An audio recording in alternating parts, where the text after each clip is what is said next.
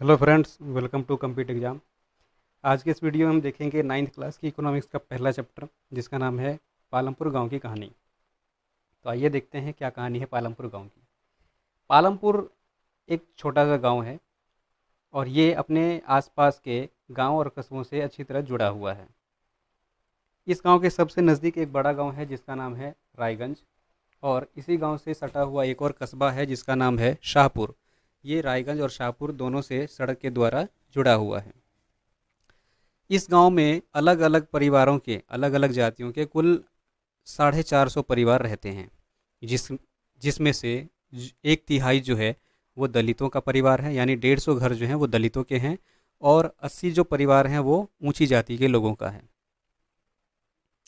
जो ऊंची जाति के परिवार हैं उनके मकान बड़े बड़े हैं और वो पक्के मकानों में रहते हैं, जबकि अभी भी दलितों के कुछ घर जो हैं वो मिट्टी और फूस के बने हुए हैं, और इनके घर जो है सामान्यतः छोटे छोटे हैं, और ये गांव के एक कोने में इनकी बस्ती है। अधिकतर दलित परिवार जो हैं वो भूमिहीन है, इनके पास अपनी कोई ज़मीनें, कोई खेत नहीं है। साथ ही साथ हम ये भी जान लेते हैं कि इस गांव में जो ज़मीनों का जो वितरण है वो किस प्रकार है। तो इस गांव में जो भी ज़मीनें हैं उनमें जो दलित परिवार है उनके पास जो है वो एक तरीके से भूमिहीन है, उनके पास कोई भी ज़मीन नहीं है। 240 परिवारों के पास 2 हेक्टेयर से भी कम कृषि योग्य ज़मीनें हैं। जो 60 परिवार हैं उनके पास 2 हेक्टेयर से ज़्यादा के ज़्यादा ज़मीनें हैं, और कुछ परिवार ऐसे भी हैं जिनके पास 10 या 10 हेक्टेयर के आसपास ज़मीनें हैं। ये गांव जो है पक्की सड़क से जुड़ा हुआ है।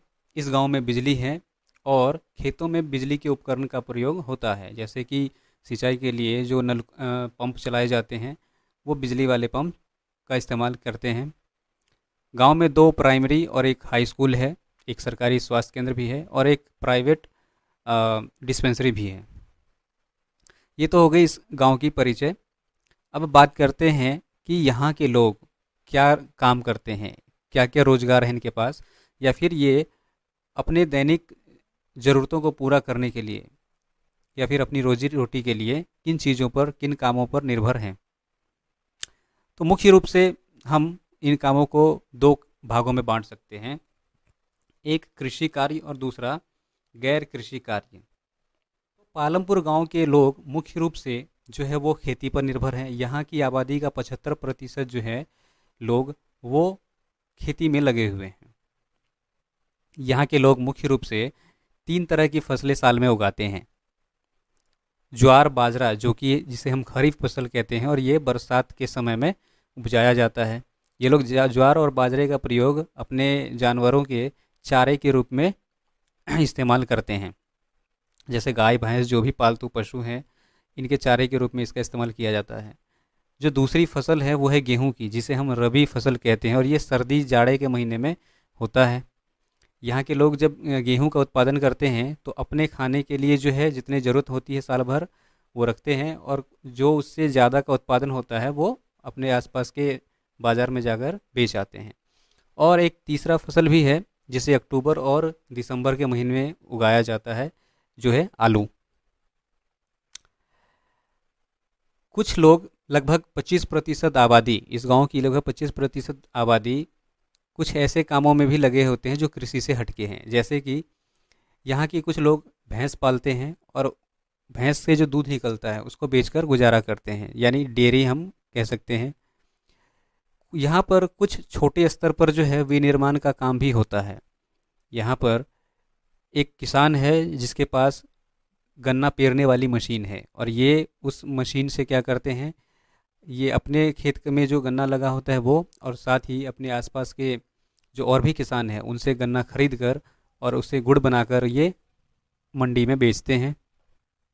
एक और तरह का काम किया जाता है, वो है दुकानदारी का। कुछ लोग जो है गांव में ही दुकान खोलकर शहर आसपास के बाज़ार से वो जो ज़रूरत की चीज़ें होती हैं, जैसे तेल साबुन, गेहूँ चावल इत्यादि वगैरह खरीद कर लाते हैं और बेचते हैं गांव में। यहाँ पर जीवन यापन का एक और साधन है, जिस जो कि है यातायात का। यहाँ के कुछ लोगों के पास बैलगाड़ियाँ हैं, जीप हैं, ट्रैक्टर हैं, तांगा है, रिक्शा और ट्रक हैं। चूँकि यहाँ पक्की सड़क है, तो इसीलिए वो लोग क्या करते हैं, गांव से सामान को बाज़ार में, और बाज़ार से सामान को गांव में लाने और ले जाने का काम करते हैं। तो इस वजह से जो है इनको किराया दिया जाता है। तो कुछ लोग जो है ट्रांसपोर्टेशन की वजह से भी अपनी रोजी रोटी कमाते हैं। तो हमने देखा कि यहाँ की अर्थव्यवस्था में, इस गांव की अर्थव्यवस्था में दो तरह के काम किए जाते हैं, एक कृषि कार्य और दूसरा गैर कृषि कार्य। लेकिन अधिकतर आबादी जो है वो कृषि कार्य में लगी रहती है, और यही जो है इस गांव का मुख्य पेशा है, जीवन यापन का साधन है। अब हम बात करते हैं उत्पादन के कारकों की, फैक्टर्स ऑफ प्रोडक्शन। किसी भी चीज़ का उत्पादन करने के लिए हमें कुछ चीज़ों की ज़रूरत पड़ती है। तो इन चीज़ों को हम मुख्य रूप से तीन भागों में बांट देते हैं। पहला है प्राकृतिक संसाधन। प्राकृतिक संसाधन के अंतर्गत भूमि, जल, वन, खनिज इत्यादि आते हैं। दूसरे फैक्टर की जो ज़रूरत पड़ती है, जो दूसरा फैक्टर है, वो है श्रम की, लेबर, यानी काम करने वाले ऐसे लोगों की जो लोग शारीरिक मेहनत करते हैं। तीसरा कारक है भौतिक पूंजी, या इसको आगत भी बोलते हैं। इंग्लिश में इसे फिजिकल कैपिटल या इनपुट्स कहते हैं। भौतिक पूंजी को हम मुख्य रूप से दो भागों में बांट देते हैं। पहला है अस्थाई पूंजी और दूसरा है कार्यशील पूंजी। अस्थाई पूंजी के अंतर्गत औजार, मशीन, भवन इत्यादि आते हैं। ये ऐसी पूंजी होती है जो लंबे समय तक जो है उत्पादन में इस्तेमाल की जाती है। जबकि कुछ दूसरे तरह की पूंजी की आवश्यकता होती है, जैसे कि कच्चा माल, नगद यानी कैश। इन्हें हम कार्यशील पूंजी कहते हैं। इनकी जो आवश्यकता है वो उत्पादन के दौरान इसकी ज़रूरत पड़ती है, और ये तुरंत समाप्त हो जाते हैं। यानी जब हम जितना उत्पादन करेंगे हमें इसकी उतनी ही ज़्यादा ज़रूरत पड़ती है। उत्पादन के कारकों में एक चौथा कारक भी है, जिन्हें हम मानव पूंजी कहते हैं। ऊपर के जो तीन फैक्टर्स हैं जो उत्पादन के कारक हैं, केवल उसी से जो है उत्पादन नहीं हो जाता है।